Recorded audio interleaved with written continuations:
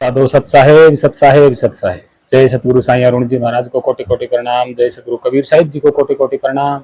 जय सतगुरु रविदास जी महाराज को कोटि कोटि प्रणाम। जय सतगुरु बाबा रामदेव रुणीचे वाले महाराज जी को कोटि कोटि प्रणाम। और जय सतगुरु नानक साहिब को कोटि कोटि प्रणाम। अन्य महान संतों को कोटि कोटि प्रणाम। और प्रथम संत गुरु भगवान बुद्ध को मेरा कोटि कोटि प्रणाम। नमो बुद्धाय। सत साहेब। जय भारत माता, जय पृथ्वी माता, वंदे मातरम। आप सभी भक्तजनों, प्रेमियों, साधु संतों, छोटे बड़े और माताओं बहनों और पृथ्वी के संपूर्ण जीवन जनजाति को मेरा कोटि कोटि प्रणाम। पूरी मानव जाति को मेरा कोटि कोटि प्रणाम। सत साहेब। तो हे मानव, हे भक्तजनों, प्रेमियों,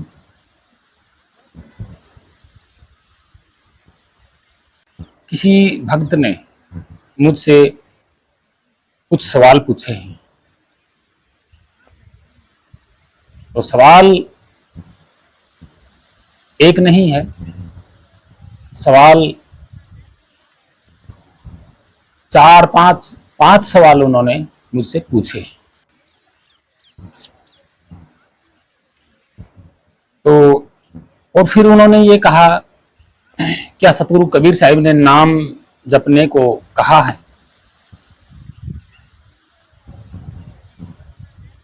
तो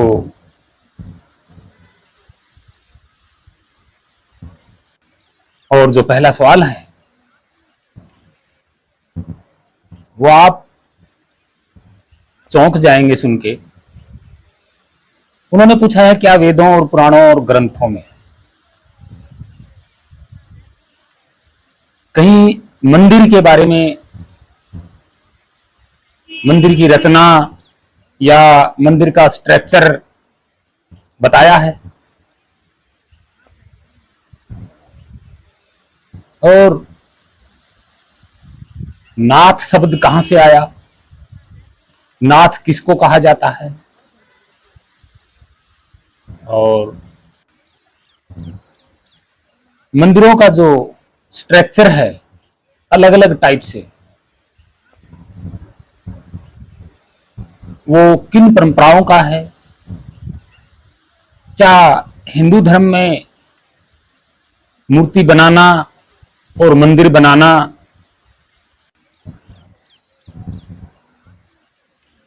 लिखा है? क्या मूर्ति पूजा लिखा है?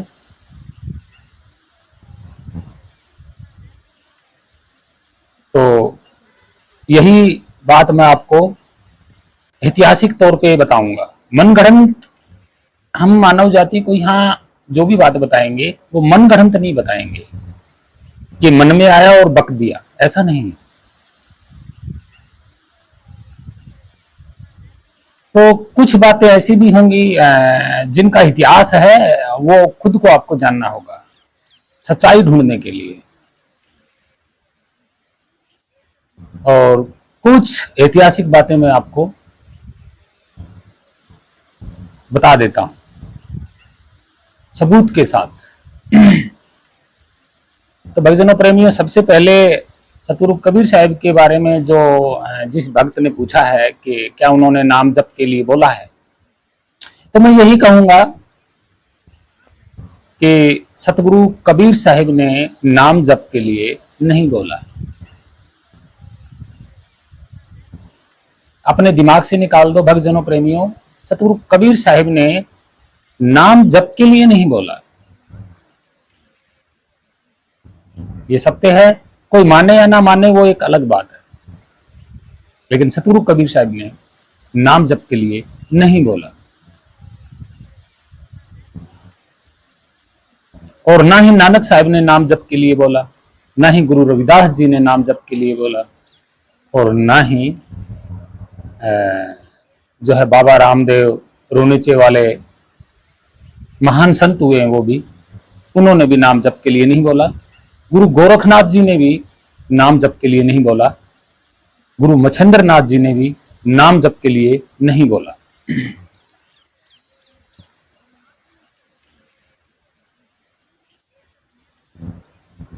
अब आप सोच रहे होंगे कि ऐसा तो नहीं है। हे भक्तजनों प्रेमियों, ऐसा ही है। नाम जप के लिए आप लोगों को सिर्फ भरमाया गया है। नाम जप के लिए किसी ने नहीं बोला। अगर नाम जप के लिए बोला है तो जितने संत मैंने बताए हैं तो उन्होंने कोई नाम तो बताया होगा।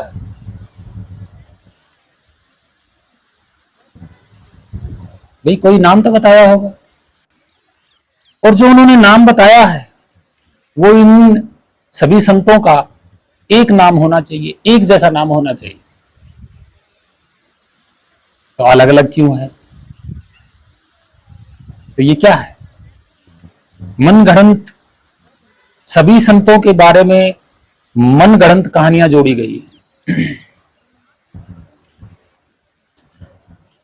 चलो इन महान संतों की कुछ सच्चाइयां उजागर कर देते हैं। सबसे पहले हम तिब्बत से शुरुआत करते हैं। भारत में ये जो तिब्बत है ये पहले भारत का ही था। ऐसा नहीं है कि ये हमेशा से चीन का था, नहीं, ये भारत का अहम हिस्सा था। अहम।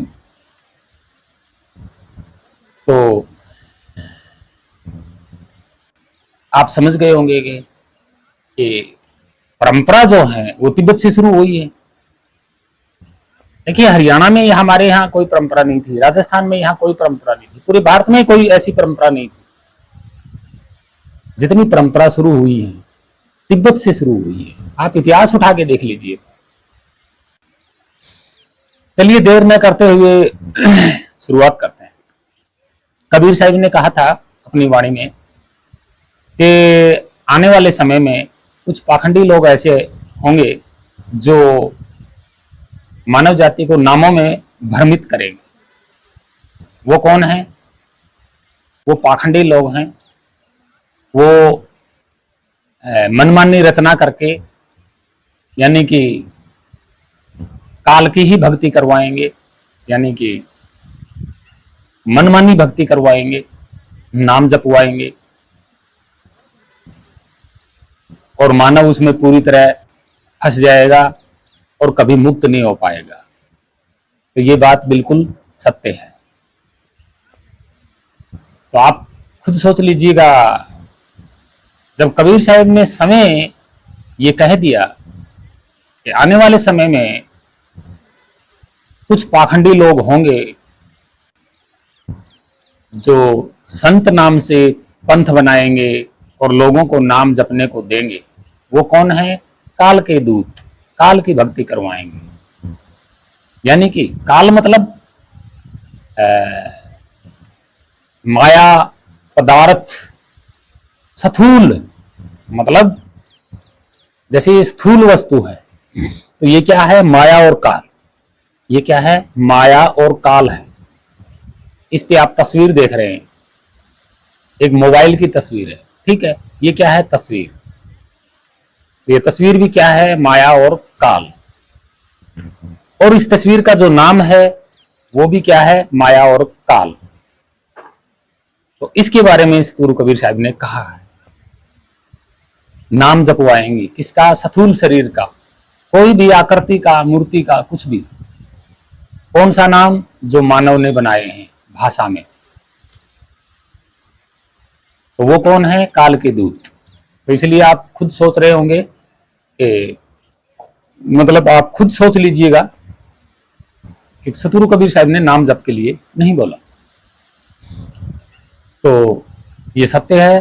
कोई भी भक्तजन जो है भ्रमित ना होए, ये बिल्कुल सत्य है। और सतगुरु कबीर साहब ने अपनी वाणी में कहा है ना कि नी अक्षर नी तत्व सार शब्द, शब्द स्वरूप, आदि नाम सत्य नाम और अलख अनामी। वो कौन है? वो बिना नाम का है, उसका कोई नाम नहीं है, उसको सिर्फ जानना है। जब उसका नाम ही नहीं है तो मुख से क्या जपोगे? वो अपने आप जप हो रहा है। हमें तो सिर्फ ध्यान और सुरति के जरिए उस जप को ध्यान में रखना है। हृदय नयन से, मन की आंखों से, मन के कानों से, हृदय के कानों से, सुरति की आंखों से, सुरति के कानों से, ध्यान की आंखों से, ध्यान के कानों से सुनना है। वो जाप अपने आप हो रहा है, वो सिमरन अपने आप हो रहा है। वो जपा जाने वाला नहीं है, वो अजपा है। वो खुद समय जाप हो रहा है, उसी को अजपा कहते हैं।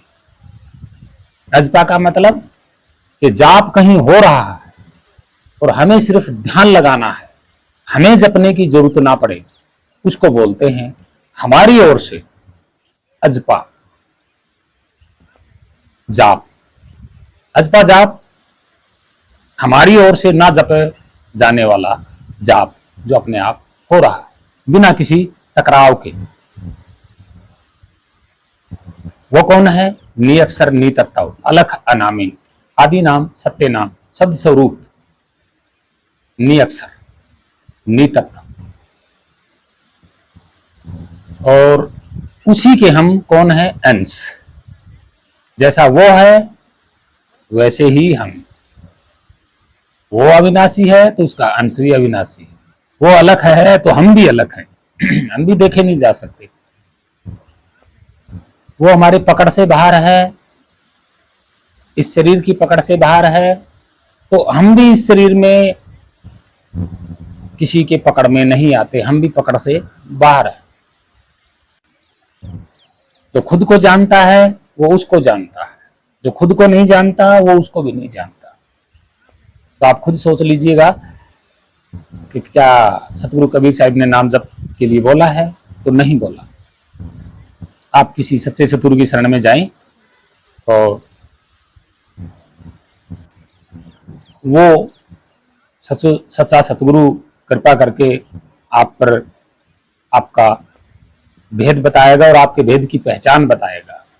बाकी उस निअक्षर नितत्व पे छोड़ दो, वो अपने आप कृपा करेगा। वो कौन है? वो स्वयं सर्वव्यापी। और जिसको आत्मा कहते हैं ये वही है, आत्मा अलग नहीं है, ये आत्मा ही है। सर्वव्यापी, निअक्षर नितत्व शब्द स्वरूप सार शब्द आदि नाम सत्य नाम अलख अनामी, ये आत्मा ही है, यही है सर्वव्यापी और यही है जो कुछ भी है। और इसी के अंश हम हैं। यही एक आत्मा समस्त सिस्टम में बह रही है। ये कौन है? डार्क एनर्जी, ऊर्जा। इसका कोई नाम नहीं है। ये अनामी है, अलग है। ये सनातन है, शाश्वत है। तो भक्तजनों प्रेमियों, ये तो आपके समझ में आ गया होगा। इसमें कोई झूठ नहीं है, बिल्कुल भी नहीं, क्योंकि मन गढ़ंत बात यहां नहीं बताई जा सकती। चलिए मंदिरों के बारे में बात करते हैं। तो आप ये तस्वीरें देख रहे हैं, ये तो जो तस्वीरें देख रहे हैं आप, इन तस्वीरों में आपको क्या नजर आता है? ये है स्ट्रक्चर, पहचान के। इनको कई नामों से जाना जाता है। हरियाणा में ऐसे स्ट्रक्चर को छतरी भी बोल देते हैं, मंड भी बोल देते हैं, मैंडी भी बोल देते हैं, मैडी भी बोल देते हैं, मंदिर भी बोल देते हैं। प्राकृत भाषा में स्तूप, तोप, शीरा, चोटी, टोपी, तोप। अब जो मेरे सिर पे ये टोपी है, देखो किस आकार की है, गोल मटोल। इसी का नाम स्तूप भी होता है, इसी का नाम टोप भी होता है, तोप भी होता है, तप्पे भी होता है, स्तूप भी होता है, मंड भी नाम होता है इसका, मठ भी नाम होता है, बहुत सारे नाम होते हैं इसके। और ये परंपरा कहां से चली? बुद्धिस्ट तिब्बत से, यानी कि भगवान बुद्ध के नाम से ही ये सब भगवान बुद्ध को ही अर्पित हैं ये सारे स्ट्रक्चर। इसमें आप देख रहे हैं केदारनाथ का है, बद्रीनाथ का है, तिब्बत का भी है एक, और मस्जिद का भी है, मंदिर का भी स्ट्रक्चर है पुराना, मैंडी का भी है, मेडी का भी है, मठ का भी है, मंड का भी है, स्तूप का भी है। कितनी सारी तस्वीरें। ये परंपरा कहां की है? भगवान बुद्ध से रिलेटिव ये परंपरा है।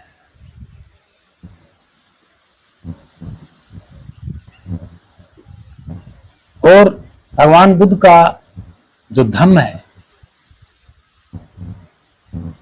वो त्रिरत्न है। भगवान बुद्ध की एक तस्वीर आप देख लीजिएगा, हाथ में एक त्रिशूल जैसा लिया हुआ है, वो त्रिशूल नहीं है, वो त्रिरत्न है। त्रिशूल भारत में है ही नहीं, त्रिशूल, तीन सूल। सूल का मतलब सील मानी, सूल, सील से ही सूल हुआ है, सूल। ये तीन सील है, सील, सील का मतलब सत्य मार्ग। त्रिरत्न, तीन रत्न, ये क्या है? नियम है, ये तीन नियम है। सील का मतलब तीन नियम, ये तीन नियम है। त्रिशूल जैसा जो है ये कोई शस्त्र नहीं है, ये सत्य है।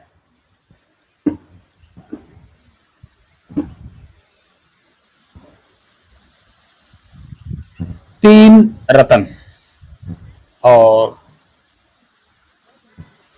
इसी में आप भगवान बुद्ध का त्रिपिटक है और महायान, वज्रयान जैसे ग्रंथ आप पढ़ सकते हैं।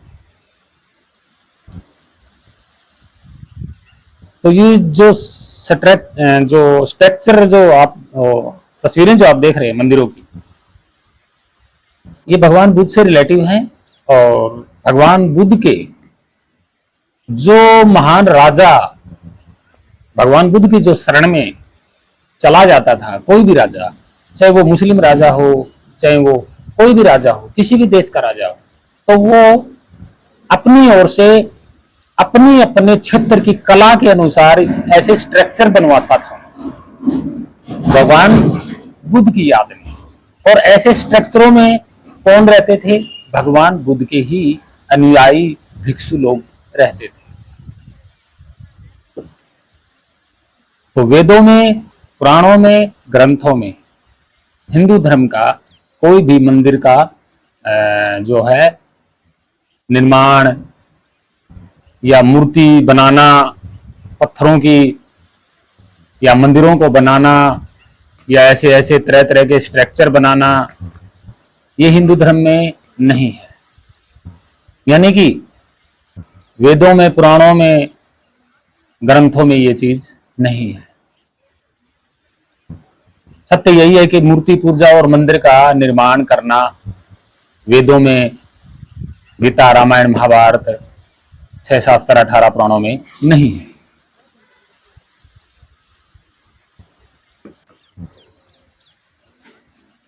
और वेदों में, पुराणों में, गीता, रामायण, महाभारत में क्या है? यज्ञ हवन करना, मंत्र जाप करना, यज्ञ हवन करना और मंत्र जाप करना।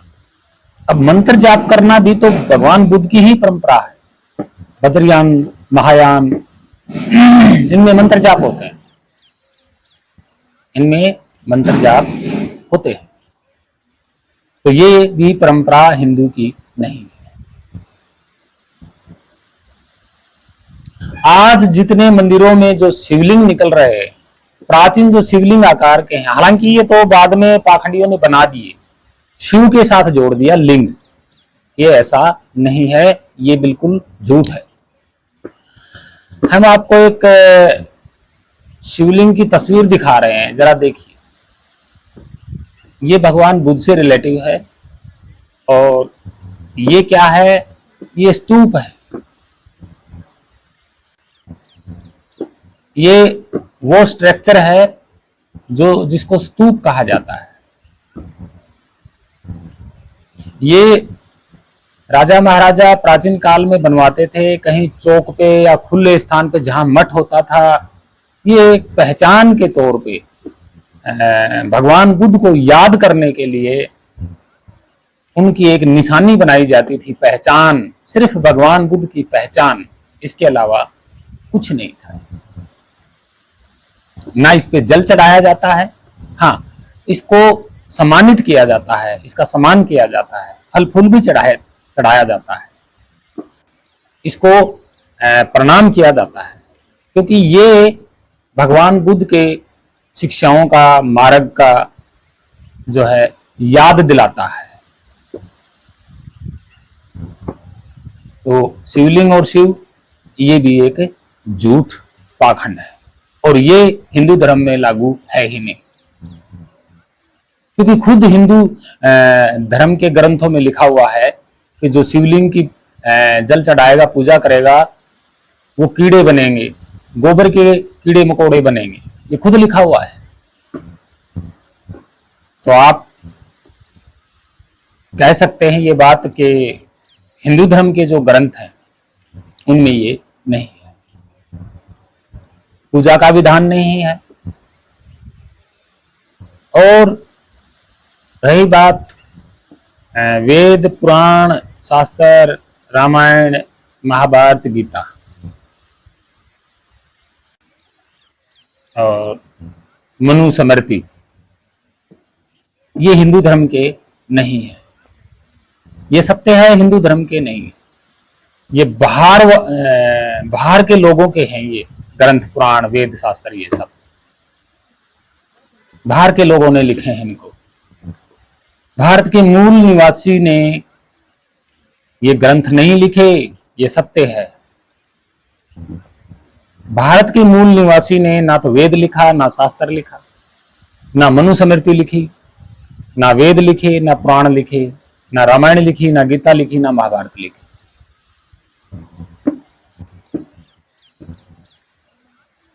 भारत का ओरिजिनल मूल निवासी ने ये नहीं लिखी। क्यों नहीं लिखी? क्योंकि संस्कृत भाषा भारत की है ही नहीं। संस्कृत भाषा भारत की नहीं है। भारत की जो भाषा है वह है धम्मलिपि, सम्राट अशोक की भाषा, यानी कि हमारी भाषा। हमारी भाषा कौन सी है? धम्मलिपि, पाली प्राकृत, ये हमारी भाषा है, जो लिखी भी जाती है, पढ़ी भी जाती है और बोली भी जाती है। और संस्कृत हमारी भाषा नहीं है, हमारी मूल भाषा संस्कृत नहीं है। और संस्कृत का अपना खुद का कोई अक्षर नहीं है, अपना खुद का कोई अक्षर, एक भी अक्षर अपना खुद का बनाया हुआ नहीं है। आज जो हम अक्षर पढ़ रहे हैं, क ख ग ए आ ई, ये खुद हिंदी के अक्षर नहीं है, खुद देवनागरी लिपि के अक्षर नहीं है, ये भी सत्य है। ये कहां से आए? ये अलग अलग भाषाओं के निकाले गए अक्षर हैं, इसको बोलते हैं संस्करण, संस्कृत, यही है वो संस्कृत। ये कब शुरू हुई थी? 1200 ईस्वी के बाद। उससे पहले ये मूल भाषा भारत की नहीं थी, ये भी सत्य है। क्योंकि 4000 वर्ष पुरानी जो सभ्यताएं हैं उनकी खुदाई में संस्कृत नहीं निकली, पाली प्राकृत भाषा के अक्षर निकल रहे हैं। सम्राट अशोक की शिलालेखों पे धम्मलिपि पाली प्राकृत भाषा है।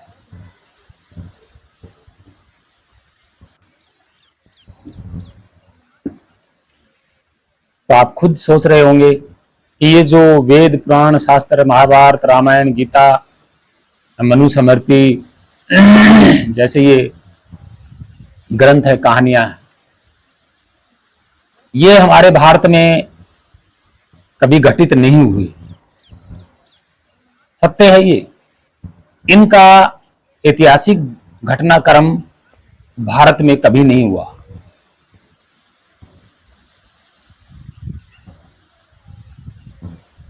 अगर इनकी घटनाक्रम होती, ऐतिहासिक होता, तो वो संस्कृत में ना होता, वो पाली प्राकृत भाषा में होता। तो ये क्या है? ये एक रचित रचना, इनकी रचयिता यानी कि इनकी रचना की गई है कहानियों की, बड़ी बड़ी कहानियों की, लगा लगा के महाकाव्य, और संस्कृत में लिख दिए।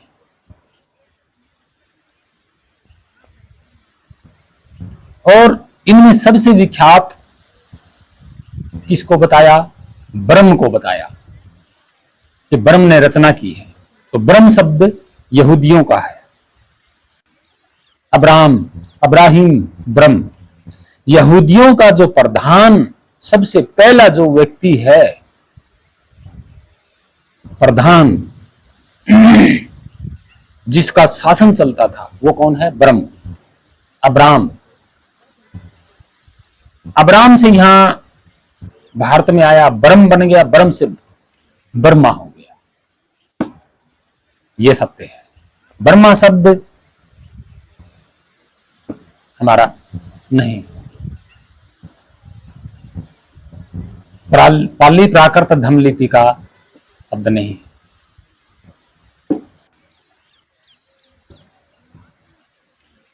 तो आप खुद सोच रहे होंगे कि तो फिर ये महाकाव्य, ये आए कहां से ग्रंथ? ये आए नहीं, लिखे गए। इसमें जितने भी ग्रंथ हैं कुछ अन्य राजाओं के ऐतिहासिक कहानियां इसमें जोड़ी गई है, जो कि उनका इतिहास इनमें जोड़ दिया गया। हालांकि उन जिन राजाओं का इतिहास था, उनका नाम इनमें नहीं लिखा, नाम चेंज कर दिया। यह सत्य है। क्योंकि ऋग्वेद में एक तो स्तूप शब्द कहां से आया, बुद्ध शब्द कहां से आया?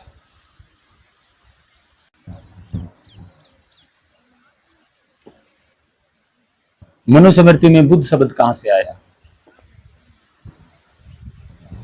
और बुद्ध तो आप जानते ही हैं किनका नाम है। तो ये सत्य है। भारत में केदारनाथ, सोमनाथ, बद्रीनाथ जैसे ये प्राचीन, जो ये आप मंदिर कह रहे हो, ये बौद्ध मठ है। ये हिंदू धर्म के नहीं है। ये पाखंडवाद ने, जो ब्रह्म को प्रधान मानते हैं, जो ब्रह्मा को प्रधान मानते हैं, जो लोग, जो पाखंडी हैं, जो भी हैं, जो ब्रह्मा को प्रधान मानते हैं, उन्होंने ही इन सब पे कब्जा किया है। ये सत्य है, ये झूठ नहीं है। आप जितने भी ये केदारनाथ है, आप केदारनाथ की पूरी तरह जांच कीजिएगा, वहां भगवान बुद्ध के ही अवशेष मिलेंगे। यानी कि पूरा का पूरा स्ट्रक्चर ही भगवान बुद्ध बोल रहा है, पूरा का पूरा बद्रीनाथ बोल रहा है कि बुद्ध का स्ट्रक्चर है, सोमनाथ बोल रहा है।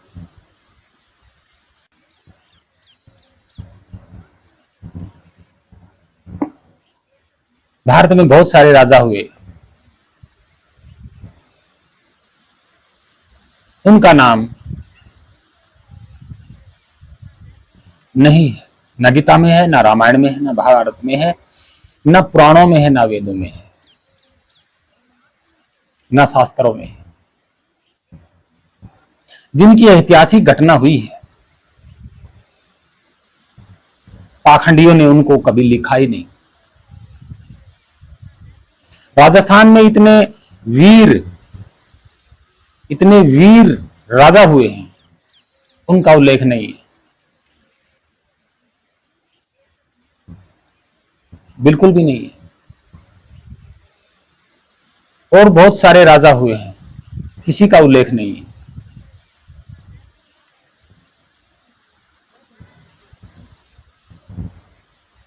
मुगल शासन का उल्लेख इन्होंने दिया है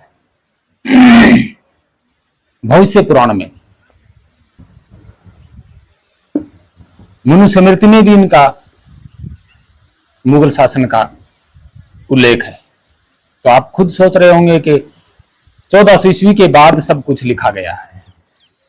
ये जितनी भी वेद पुराण शास्त्र, रामायण गीता महाभारत, ये ऐतिहासिक घटना नहीं, ये रचना है सारी की सारी। इनमें खुद ने लिखा हुआ है। रचयिता मतलब रचना मतलब कोई ऐतिहासिक घटना थोड़ी होती है। अब बात करते हैं हिंदू धर्म। तो हिंदू कोई धर्म नहीं है। हिंदू धर्म बना करके इसका फायदा उठाया जा रहा है, भारत के मूल निवासी को फंसाया जा रहा है। हिंदू कोई धर्म नहीं है, और ये सिंधु घाटी से भी रिलेटिव नहीं है। हिंदू खुद इन्हीं पाखंडियों ने, जिन्होंने वेद की रचना की है, रामायण गीता महाभारत 18 पुराण और 6 शास्त्रों की जिन्होंने रचना की है, उन्होंने गालियां दी है किसको? हिंदू को। और हिंदू इनके ग्रंथ रामायण महाभारत वेद पकड़े हुए बैठा हुआ है। तो अज्ञानी कौन है? जो हिंदू बना बैठा है वही अज्ञानी है। यह है सत्य इतिहास, ये झूठ नहीं है। क्योंकि पाखंडियों ने जिन्होंने वेद लिखा, ऋग्वेद 1400 ईस्वी के बाद, तो इन्होंने हिंदू धर्म को कोई मान्यता नहीं दी। रामायण महाभारत गीता 6 शास्त्र 18 पुराण, हिंदू धर्म को कोई मान्यता नहीं है। नाम ही नहीं है हिंदू धर्म का, ना सनातन नाम है, ना हिंदू धर्म नाम।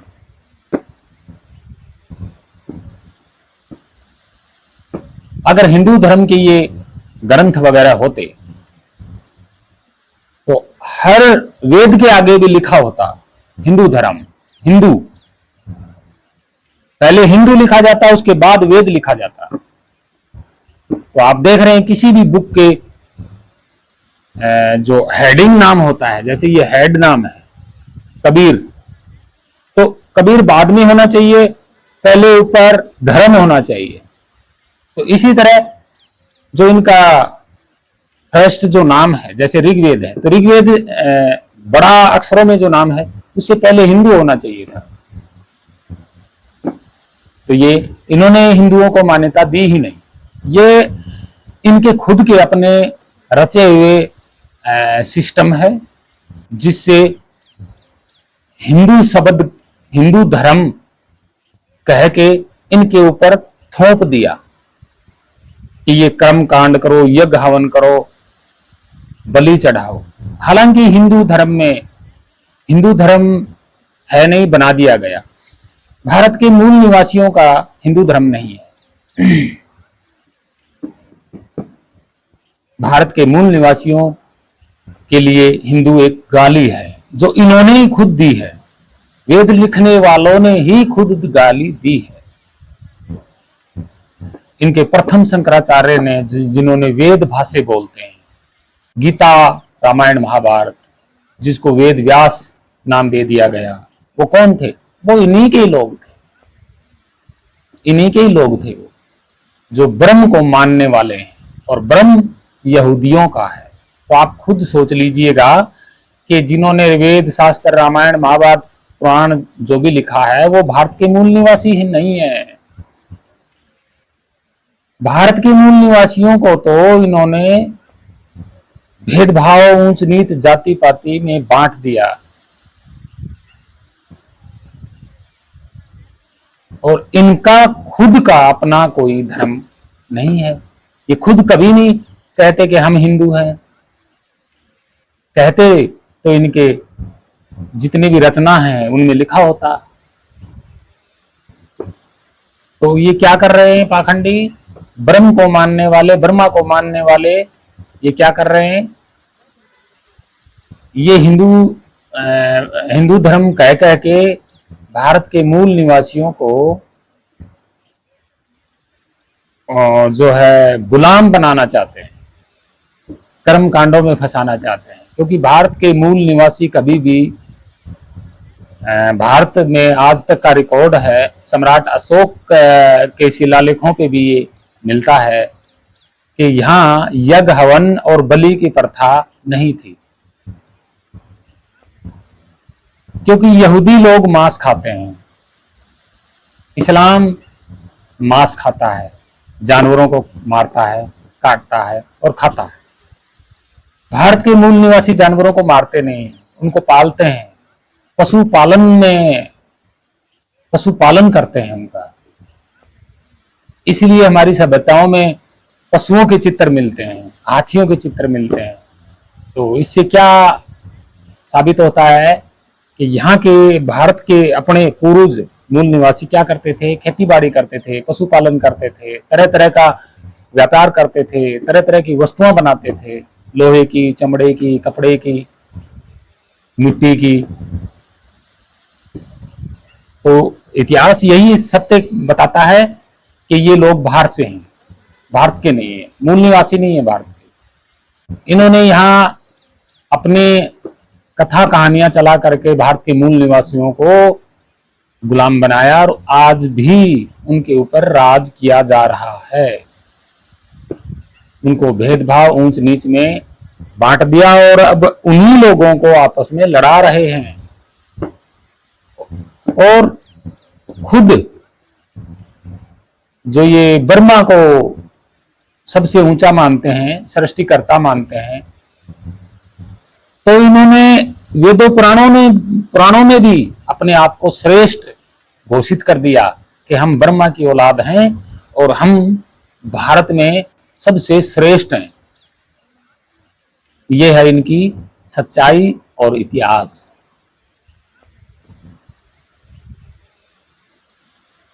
और भारत 3000 वर्ष पहले पूरा का पूरा बौद्धमय था, यानी कि बौद्ध मार्ग चलता था, बौद्ध मार्ग था। मार्ग का मतलब क्या होता है? ये कोई बौद्ध धर्म नहीं है, धम्म मार्ग। मार्ग कौन सा? इंसानियत का मार्ग, कर्तव्य का मार्ग, मानवता का मार्ग, ये मार्ग था, एकता का मार्ग। एकता में कोई भेदभाव नहीं होता है।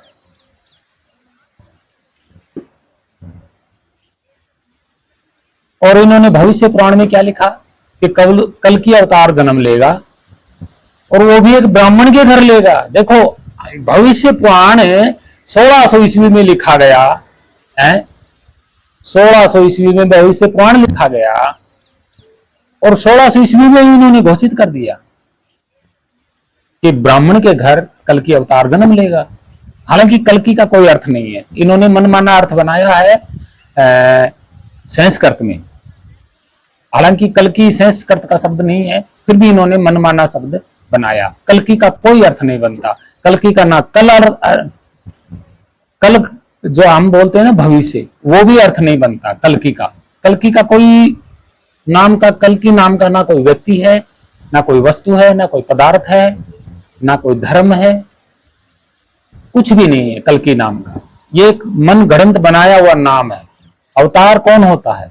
अवतार शब्द भारत का नहीं है। अवतार, तार मानी संदेशा, अब आने वाला, तार मानी संदेशा। संदेशा कौन सा संदेशा? इसका अर्थ तो ये बनता है, अब मानी आना, तार मानी संदेशा, अवतार। आज भी हम कहते नहीं है तार आया है। तार मतलब एक चिट्ठी आना, संदेशा आना।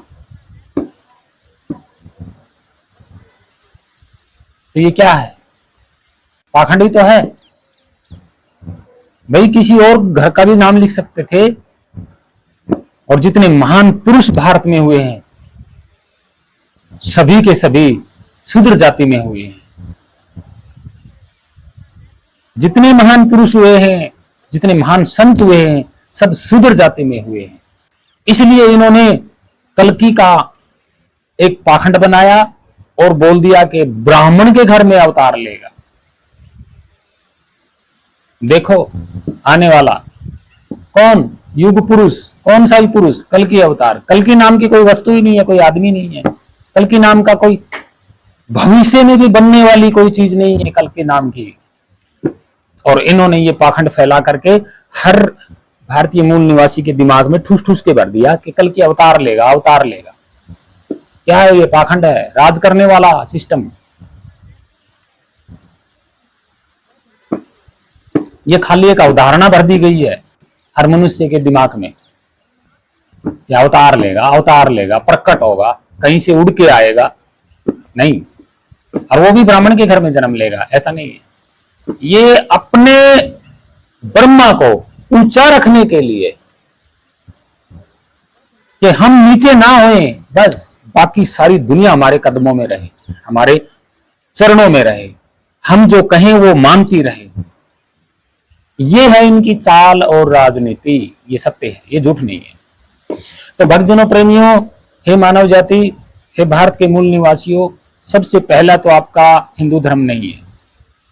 ध्यान से सुनना, हिंदू धर्म आपका नहीं है। ये आपको फंसाने की एक चाल है।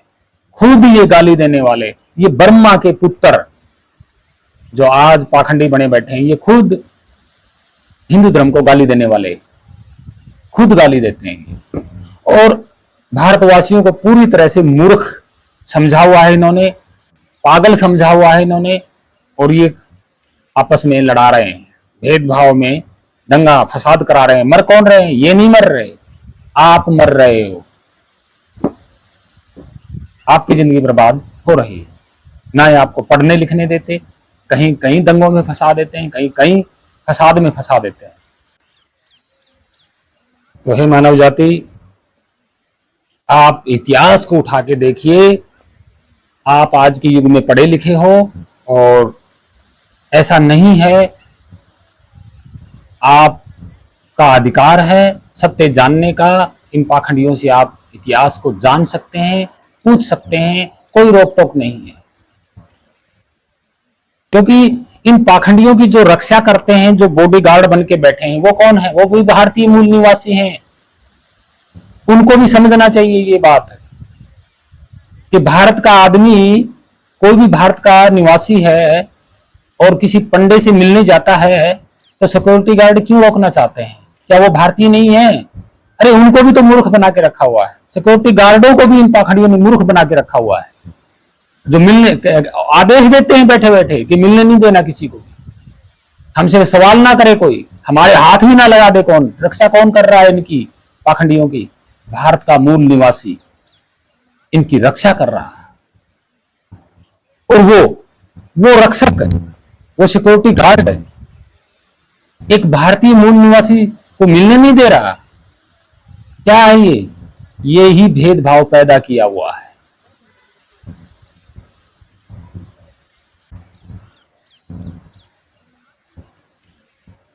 ये राजनीति खेली जा रही है। आप किसी भी पाखंडी धर्मगुरु जो बन के बैठा हुआ, आप मिलने जाओगे तो सिक्योरिटी गार्ड आपको मिलने नहीं देंगे। क्यों? क्योंकि सिक्योरिटी गार्ड को खुद को उन्होंने आदेश दिया है, ऑर्डर दिया है, और वो भारत का मूल निवासी जवान उनके ऑर्डर को मान रहा है। अज्ञानी है वो, मूर्ख है जो उन पाखंडियों का ऑर्डर मान रहा है। मंदिर में क्यों घुसने नहीं देते? रक्षा कौन कर रहे हैं? भारत के मूल निवासी रक्षक है। तो वो मूल निवासियों को अंदर क्यों नहीं घुसने दे रहा भाई? क्या है ये भेदभाव? क्योंकि पाखंडियों ने ऑर्डर दिया हुआ है कि हमसे कोई मिलने आए तो मिलने मत देना। और वो मूर्ख भारत का निवासी होकर के भारत में रह रहा है और भारत के लोगों को मिलाने का काम नहीं कर रहा, रोकने का काम कर रहा है। ये क्या है? पाखंड। यही तो इनकी राजनीति है, पाखंडियों।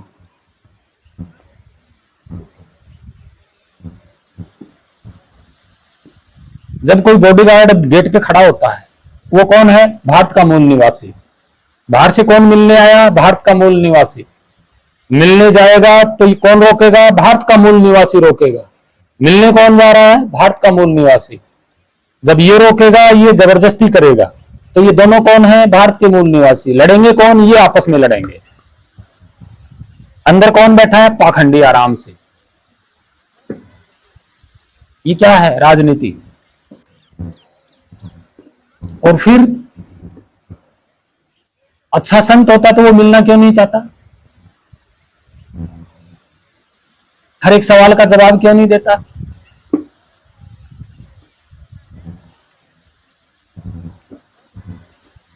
ये क्या है? राजनीति।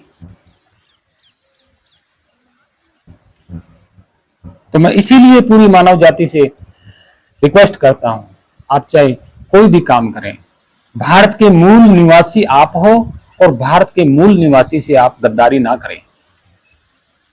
उसे अधिकार है, सच्चाई जानने का भी अधिकार है, सवाल करने का भी अधिकार है, हक लेने का भी अधिकार है। क्योंकि जितनी भी विरासत मंदिर मस्जिदों की है, ये भारत के मूल निवासियों की ही है, और इन पे पाखंडी कब्जा जमा के बैठा हुआ है, और रक्षा भी भारत का मूल निवासी कर रहा है उनकी। ये क्या है? ये राजनीति है। हम अंधे हो चुके हैं, हम ही आपस में लड़ रहे हैं, मर रहे हैं, झगड़ रहे हैं, इनका कुछ नहीं बिगड़ता। ये क्या है? सत्य है, सत्य इतिहास है ये राजनीति है। तो भक्तजनों, प्रेमियों, है मानव जाति, मेरा यही कहना था। और आप सत्य को जानिए, आप पाखंड से दूर हो जाएंगे, आप गुलामी से छुटकारा पा लेंगे सत्य को जान करके। अगर सत्य को आप नहीं जानेंगे तो यूं ही लड़ते रहेंगे, दंगे फसाद करते रहेंगे, ढोंगियों के पक्ष में रहेंगे। ढोंगी पाखंडी जो है ना, जो सबके ऊंचे ब्रह्मपुत्र बन के बैठे हुए हैं, ब्रह्मा के मुख से पैदा होने वाले ब्रह्मपुत्र बन के बैठे हुए हैं, उनके आप गुलाम हो, उनके आप चरणों में जाते हो, उनके आप जाके चढ़ावा चढ़ाते हो। और वो क्या कहता है कि हम तुम्हारा भला कर देंगे, रोग ठीक कर देंगे, बीमारी ठीक कर देंगे, तुम्हारा भविष्य बता देंगे और तुम्हें मोक्ष प्रदान कर देंगे, हमारे पास आते रहो। वो यही कहेंगे आपको। और जिस जगह वो बैठे हैं, वो किसकी जगह है? भारत की, भारत मूल निवासियों की जगह है। और जो मंदिर बना है वो किसका है? भारत के मूल निवासियों का मंदिर है। आप ही का मंदिर, आप ही की जमीन, और फिर भी आपको घुसने नहीं दिया जा रहा। घुसने वाले भी आप, आगे रक्षा करने वाले भी आप, लड़ने वाले भी आप, और वो कब्जा जमाए बैठा हुआ है। वो कह रहा है कि मैंने वृद्ध आश्रम खोल रखा है। किसने खोल रखा है वृद्ध आश्रम? किसके पैसों से खुला है? जनता के पैसों से। क्या खुद जनता मिलकर के वृद्ध आश्रम नहीं खोल सकती? पाखंडी कहता है कि मैंने स्कूल खुलवाया। पैसा कहां से आया? जनता का। क्या जनता खुद पैसा इकट्ठा करके खुद स्कूल नहीं बनवा सकती? खुद जनता पैसा इकट्ठा करके अस्पताल नहीं बनवा सकती? इन पाखंडियों को बीच में लेना जरूरी है।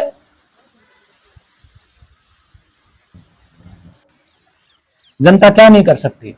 खुद चंदा और पैसा इकट्ठा करके स्कूल बनवा सकती है, अस्पताल बनवा सकती है,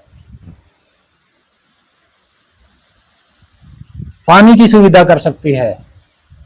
ये खुद पैसा जनता का, जगह जनता की, भारत की मूल निवासियों की, मंदिर खुद भारत के मूल निवासियों के, और प्रधान बन के ये बर्मा के मुख से पैदा होने वाले प्रधान बन के बैठे, ऊंचे बन के बैठे। इनको बीच में बिचौलिया बना के रखा हुआ है। हे मानव, हे भारतीय मूल निवासी, हे मनुष्य, खुद हम सब आपस में चंदा इकट्ठा करके स्कूल भी बनवा सकते हैं, अस्पताल भी बनवा सकते हैं, और फिर हम भारत के मूल निवासी हैं, हमें वृद्ध आश्रम बनाने की जरूरत भी क्यों है? हम हमारे माँ बाप को खुद रोटी देंगे, हमें क्या जरूरत है वृद्ध आश्रम बनवाने की? हमें जरूरत ही नहीं है वृद्ध आश्रम बनवाने की। हम खुद चाहें तो किसी को भूखा नहीं रहने दें। अगर हम खुद चाहें तो इस भारत में कोई भूखा नहीं सोएगा, कोई भिखारी नहीं बनेगा। और ये कह रहे हैं हम भूखों को रोटी देते हैं। अरे भारत मूल निवासियों को तो ये भूखा बता रहे हैं, ये पाखंडी लोग भूखा बोल रहे हैं कि हम भूखों को रोटी देते हैं। कहां? भारत में। तो भूखे लोग कौन है? वो भारत के मूल निवासी, और ये पाखंडी उनको रोटी दे रहे हैं। कितनी शर्म की बात है। क्या रोटी हम नहीं दे सकते? हम सब इकट्ठे मिलकर के पैसा इकट्ठा करके उनके रोटियों की व्यवस्था नहीं कर सकते? नाम इनका हो रहा है। तो जागो हे मानव, जागो, ऐसा मत करो, इनको बिचौलिया मत बनाओ। अगर स्कूल खुलवाना है तो खुद हम सब पैसा इकट्ठा करके स्कूल बनवाएंगे, खुद सब मिलकर के सरकार से पैसा लेंगे, खुद इकट्ठा पैसा करेंगे, अस्पताल बनवाएंगे। और वृद्ध आश्रम की रही बात, तो उसकी हमें जरूरत ही नहीं है। हम भारतीय मूल निवासी हैं, हम अपने माँ बाप की सेवा करेंगे, क्यों खोलेंगे वृद्ध आश्रम? क्या हमारे पास जमीन नहीं है रहने के लिए, घर मकान नहीं है?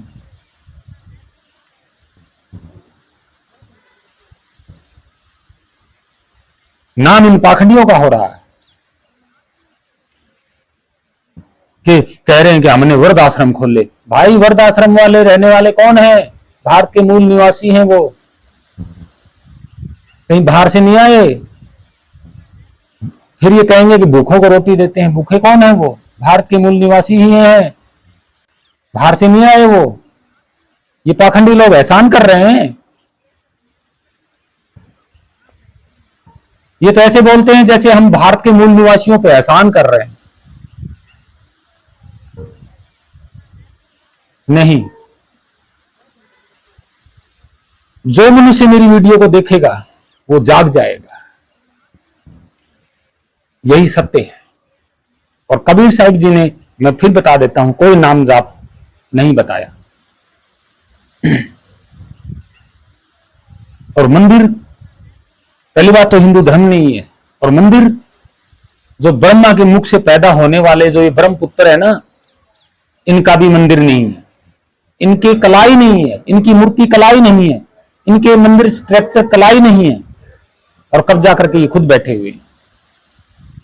ये है इनका सच्चा इतिहास। कोई माने या माने, ना माने तो ना माने, लेकिन सच्चाई यही है।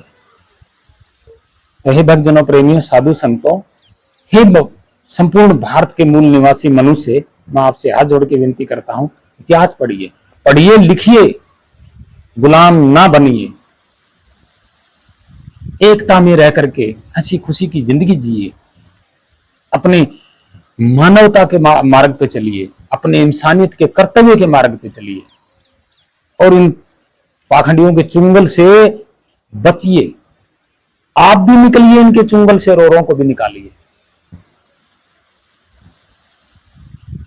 सत्साहे, वंदे मातरम, जय भारत माता, जय पृथ्वी माता।